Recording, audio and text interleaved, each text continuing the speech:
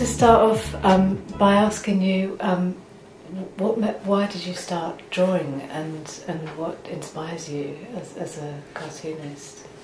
I was drawing as long as I remember. So I've been drawing cartoons since when I was 5, 6 years old. Yeah. And I don't know, I just like drawing cartoons. Yeah, yeah. So I don't know why, it's just something in me. Yeah. Did anybody teach you?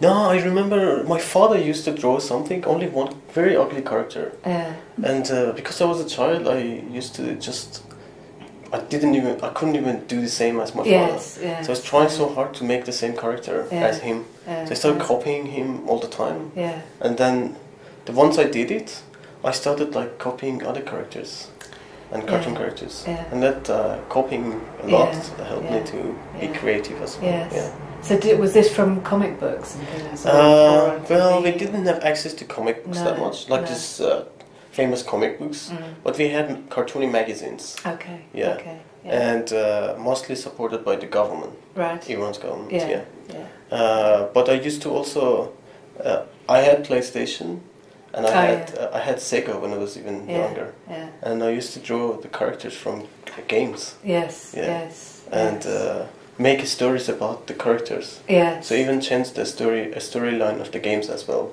Okay. So doing it on paper for myself. Okay. You arrived on Manus Island in 2013. Can you tell me a bit about your experience of being held there? Yeah, I arrived in Australia in 2013. And I lived in Australia for 6 months, not 6 years. But then after 6 months, they very randomly came up to me and they moved me to Manus Island in Papua New Guinea. And I was the last person in the last flight. So I wasn't so lucky. Right. And they took me to Manus Island, and then it was called the Migration Detention Center. But it was like where you keep your chickens. It wasn't like a detention center. I've seen pictures. Yeah. So, and then they showed me my room, and then they said, "This is where you live." And I didn't have papers and pencils. And I asked for papers and pencils, but they didn't give me. They even took my drawings once. So yeah. And how did that experience impact on your artwork? Yeah. I started drawing because I was sick. Yeah. I have OCD. Yeah. And I started drawing because I didn't want to take medication. Okay. So I needed to look for a different strategy. Yes. So I started drawing. Yeah.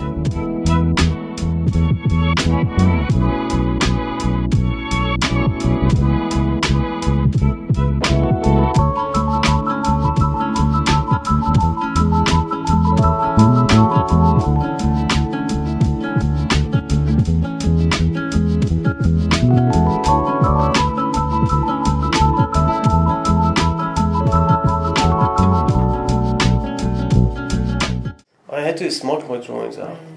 Yeah, because we didn't have access to internet for 1 year when I arrived in Manus Island. Yeah. So I had no idea about what was happening in the world. Yeah. And after 1 year, the government allowed us to have internet, 45 minutes every week. Okay. And it was so slow. Yeah. So I started logging my Facebook and sending messages to random people, hundreds of random people in Australia. Okay. And then just saying, I'm a cartoonist living in Manus Island, and I need help.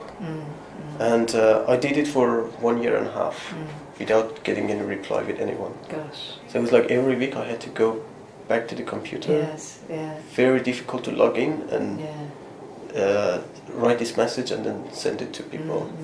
Until one day, accidentally, Janet Gabriel, she heard about my story. Yeah. She heard about this cartoonist living in Manus Island. Yes. She found my Facebook and then she started messaging me and asking me if I can send my drawings out. So it's like a message in a bottle. Yeah, really, it is. that eventually was found by it was somebody. so difficult. When I look back, it took me 2 years and a half. Yes. To find way out. Yes. Like talking to people and so. That must have been you must have had moments of real despair during that time. Oh yeah, of course. Most of them losing hope, and because it was 2 years, it wasn't like sending message to someone and getting reply. Yes. It took 2 years and a half to get a reply, reply from someone.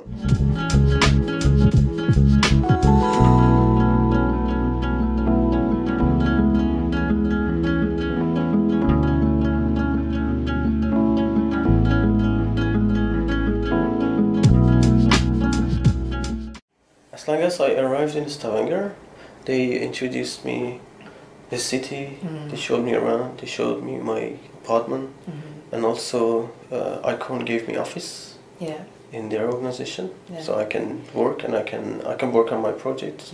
And also this office is in a cultural center in Stavanger, so I get a lot of opportunities to talk to a lot of people and work with a lot of students and children and show them my art and also teach art sometimes. And I really love Stavanger. I'm in love with Stavanger. I always say I didn't like to go to Norway. I had to. But then now I love Norway. I love Stavanger especially. And I remember when I saw you there, you were preparing some classes for art classes for children. It was it's a very good experience. And the energy you get from children. It's very nice. I really enjoy it.